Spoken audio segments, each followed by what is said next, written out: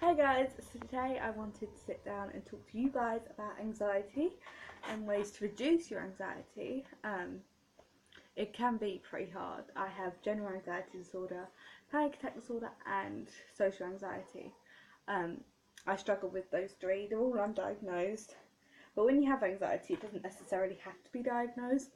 I mean, it's really annoying when you're sitting there having a panic attack and someone's just like, "Oh, you don't have anxiety. It's not diagnosed." Are you being serious right now? I think it's pretty clear, though I haven't got it diagnosed because I haven't got a doctor at the minute. Ugh, so irritating. And so I'm going to talk about ways to reduce it, um, sort of to help calm down a bit more when you feel you're on the verge of a panic attack. I'm doing my exams at the minute, which I think is when my anxiety is going up at the minute, which is quite stressful, obviously, because you have to sit in a 2-hour exam and try and stay calm. Yeah, I know. So anxiety is feeling worrying or um, feeling. You can't really pinpoint what anxiety is. It's like this feeling that you get when you feel really uneasy or something's wrong. Um, I get when I have a panic attack. I feel like the walls are closing in on me and like I can't breathe and like my eyesight goes all blurry. I can't hear properly. I shut down completely. It's horrible. And then I start hyperventilating because I can't breathe properly. I hate them. Um, so ways to get rid of, not, it says get rid of on this website, but that really annoys me because you can't get rid of your anxiety. It will always be there. You could just reduce it a lot. So ways to reduce your anxiety is take a deep breath. So the breathing technique I use is breathe in for 12. So 1, 2, 3, 4, 5, 6, 7, 8, 9, 10, 11, 12. So breathe in.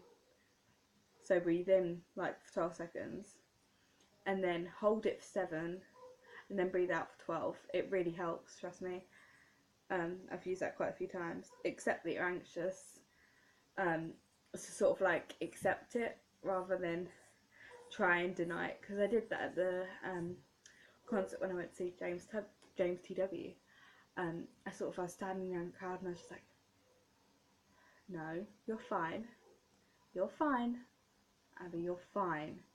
I wasn't fine. So I think accepting it helps as well. Um, Even if you don't want to. Um, Use positive self-talk. So talk to yourself, tell yourself that you're going to be okay and that it's all okay and that you just need to calm down a bit, breathe, take it in, um, and just accept that everything's going to be okay. Um, I think the main struggle people have with anxiety is the fact that when you do get really anxious, you shut down, which I struggle quite a lot with. Shut Once I shut down at school completely, and the teachers just didn't know what to do with me. They sent about 3 members of staff in until I got up, and eventually left after they had told me to do my work, obviously, because it's all about work. I think the worst thing about having anxiety at school is that the teachers are just like, oh, you're making up an excuse. Do you want to do well at your GCSEs? I'm not making up an excuse. I'm not provocating. Provocative. I'm not being. I don't know what that word is. I'm not making up an excuse or making it sound like I don't want to be in medicine. Sometimes I'm laughing. It's because I'm really, really nervous and I can't cope and I don't know what to do with the work. At the work, I'm struggling.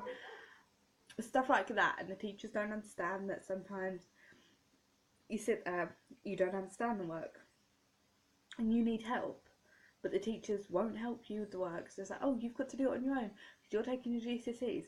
What if you're sitting there and you're thinking, shit, I can't do this? I'm sorry, I don't normally swear on my channel, but what if you're actually thinking, I can't do this, this is too hard, can I have some help please? And they don't help you, which is the most frustrating thing ever. And I try to talk to people about my anxiety, and I think anxiety is one of those things that people just like to push under the mat. It's a bit like self-harm, but I'm not going to go into that story right now.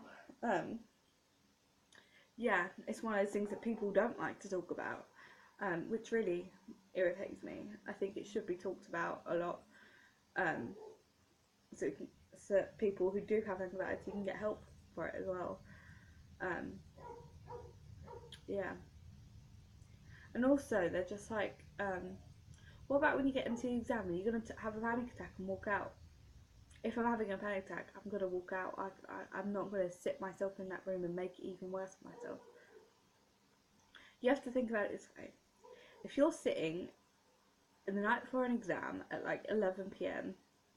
and you're really feeling shaken up and you've been shaking for the past half an hour and you feel like you can barely breathe, you don't even know if you're going to be able to make it tomorrow, make it to the exam tomorrow, get a tub of Ben and Jerry's, sit watching telly, calm yourself down, because at the end of the day it doesn't matter about getting sleep. I mean, it does matter about getting sleep. I'm not saying you should have sleepless nights, but you've got to take that time out to calm yourself down. Or does it make sense? Who cares if you get a C? Who cares if you get like a, what if you get like a D or something? No, a D's quite good. I don't know the grades, but if you get like a, I don't know, Z or something, I don't know what the furthest is.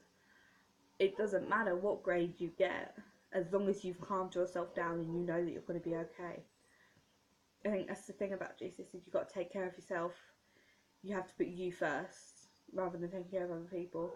I mentor these girls at school, and I am always there for them. I always have been this entire year, I always have. But this time of year, I'm having to take the time out to sort of get myself not in a state, which is hard, not always being there for them, but like sometimes you have to be there for yourself and you have to make sure that you're going to be okay. I think that's the important thing, very important thing. I think like we would all be a little better if we would help each other. Like if you see someone in the street and they're really not looking okay, go ask them. Go be a bit nosy, see whether they're okay. Give them a hug, that might be all they need. But the issue with this world is nobody wants to take care of the other person. They just want to ignore them and act like the issue isn't there. I just think it's a bit hit or miss topic, which is quite frustrating, obviously. So, yeah, I'm going to leave it at that. I'm done with my rant. Anyway, we'll have a more positive note next week. I'll do a prom makeup tutorial, which I'm quite excited about. So I will put it up next week, obviously, after I filmed it next week. Don't forget to subscribe. Give this video a thumbs up if you enjoyed it. Don't forget to comment in the comment section. Comment what helps with your anxiety and how you deal with it. And yeah, don't forget to like this video. All my social media links will be in the description. And love you guys. Bye.